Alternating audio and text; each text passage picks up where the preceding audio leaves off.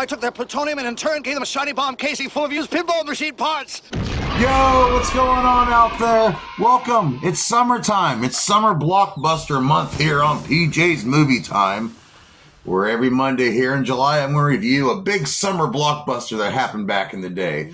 We're going to start with the 80s. We're going to work our way up. It's going to be fun. It's going to be great. I hope everyone's been having a great summer so far. Be safe out there. Protect yourself from the sun. Stay hydrated. All that bullshit. And there's been so many big blockbusters throughout the years, throughout the 80s, the 90s, and the 2000s, the 2010s, to all the way up to right now. So right now we are going to review a classic from 1985. It took a long time for this movie to happen, but it happened. It is Back to the Future. Yes, Back to the Future. Universal film, and it's very popular. It spawned a franchise, and it's very beloved throughout the whole world. It's about this kid, Marty McFly. He's pretty cool. He's into girl. He's into playing guitar. He's into skateboarding. He's friends with this middle-aged. He's best friends with this middle-aged scientist guy named Emmett Brown, Doc Brown, who invents a damn time machine. And if you've never seen this movie before and you watched Rick and Morty, you're gonna be like, holy shit, did they steal a lot from this? And yes, they did, but it is such a classic. They travel back in time 30 years ago. He interrupts the time him and his mother meet, and it kind of ruins things because if he doesn't get them together, he'll never be born. He'll disappear into obscurity. And I tell you, I love the special effects for this. At the time, they had some really good special effects. It's well written. It spawned a 2, it spawned a 3, and there's even a cartoon series out there. And I believe there's a musical right now. So Back to the Future is a great franchise. Let's go into the first installment here on PJ's Movie Time. It is directed by Robert Zemeckis, who also did the movie Castaway, and is written also by Robert Zemeckis and his great friend Bob Gale, who's also responsible for writing Who Framed Roger Rabbit. And his ideas came to about time travel when Bob Gale was just sitting there going through his parents' photos. And he was like, wouldn't that be weird if my dad and his dad never met and we never went to school? I mean, you know, it's like the grandfather paradox of time travel. If you don't know what time travel is, it's the ability to travel throughout the past, future, and you start off in the present and you have a destination. You don't know where you're going, but you don't fuck with time travel, because if you go back and change one little thing, it's going to disrupt the entire timeline. You can be deleted from it. You can never be born. It's pretty crazy. I love the whole idea of time travel. It is explored throughout many movies. Hot Tub Time Machine, Avengers Endgame, time travel. It's always been a faucet of science fiction. And who knows, maybe one day it will be reality. The cinematographer was Dean Cundley, and I've mentioned him here before on PJ's Movie Time. He also worked on Who Framed Roger Rabbit. The budget for this movie, they were given $19 million, and they went a little over budget. They made it happen, and they earned, check this out, $388 million in the box office. That is huge for a movie that was only given $19 million. So who stars in this movie? We got some really good stars. We have some, back then in the 80s, some of these kids were just starting out, and they would become really big names. And plus there's a couple other cool actors there who've been around for a while as well. So let's start off. Marty McFly, he has a couple of brothers. He has a brother named Dave, played by Mark McClure.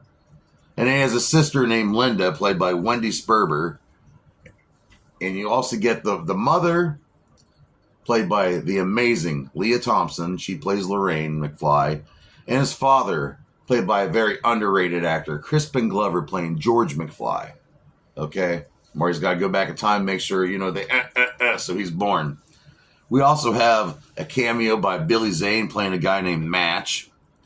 James Tolkien, who I love in Masters of the Universe, playing Mr. Strickland. He's the principal at the high school. Love that actor. I freaking love him. The villain of the movie, he's a George McFly's bully back in high school, still in the present, still being a bully to him. Biff is an asshole, and I hate him so much. My friend Frank says I kind of look like him back in the day when my hair was blonde and shit. Get out of here. But he's played by Tom Wilson, who's a great actor, by the way. And who stars in this movie? We have Claudia Wells playing Jennifer, the love interest of Marty McFly. Then we have Michael J. Fox Yes, Michael J. Fox. He's been on tons of TV shows, tons of movies. He has overcome many odds, and he's playing Marty McFly.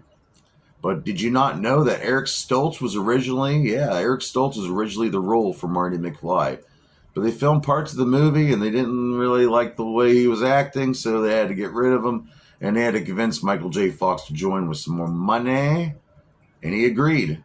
And thank God, because Michael J. Fox is Marty McFly. And starring in the movie, Christopher Lloyd playing Doc Brown. Christopher Lloyd, he is a great actor. He's funny as hell. He was on the show Cheers. He's been a lot. I remember he was in that with Angels in the Outfield. I loved that movie when I was growing up. But yeah, Christopher Lloyd. Oh, he also played Uncle Fester. He really made this movie work. He really did. He said he based his character off of Einstein, some other scientist, with the hair look and all that. And it is a classic vintage look that Rick Sanchez would go on to rip off later on.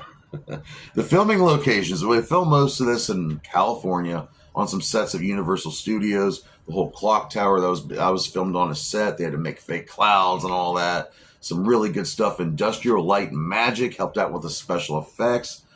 It was really tricky making the lightning bolt, I suppose. It really took a lot of takes, a lot of tries, a lot of computerization for the time for it to even happen. So yeah, Industrial Light and Magic made that work. They actually got permission to use a DeLorean for the time machine. DeLorean was this car back in the day that was very weird for the time. Doors opened differently, and they had to buy 3 of these things for the whole movie. And I guess they all broke down a lot, supposedly. And whenever, if you don't know in this movie, if you want to achieve the time travel in this time machine, you have to hit 88 miles per hour. And there's no like science behind that. They just thought 88 miles per hour looked cool on the speedometer.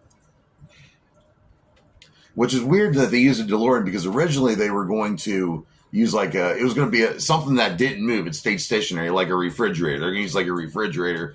But they didn't want kids climbing inside refrigerators thinking they could time travel. And I didn't mention it earlier, but Steven Spielberg has a little string connected to this movie. He really didn't do much for the movie. He was an overseer, producer. The music in this is really brilliant. It's done by Alan Silvestri. Very iconic. The theme will get stuck in your head over and over each time you watch one of these movies. There's a scene where Marty McFly sings during the dance at the high school. That's not Marty McFly singing. It is not. It is actually Mark Campbell performing the voice, singing the song there.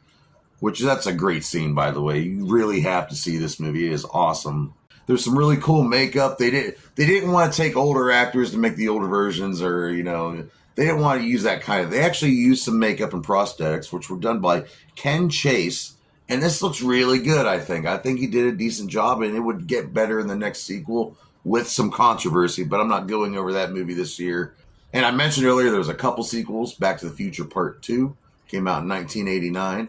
In 1990, with the release of Back to the Future Part 3, these movies were filmed back to back, which is impressive on its own, with the returning cast of Christopher Lloyd and Michael J. Fox. There was also a cartoon. It only lasted for a couple of seasons. It's not bad. It actually featured some live skits by Christopher Lloyd, and it would introduce Bill Nye the Science Guy into the world of entertainment.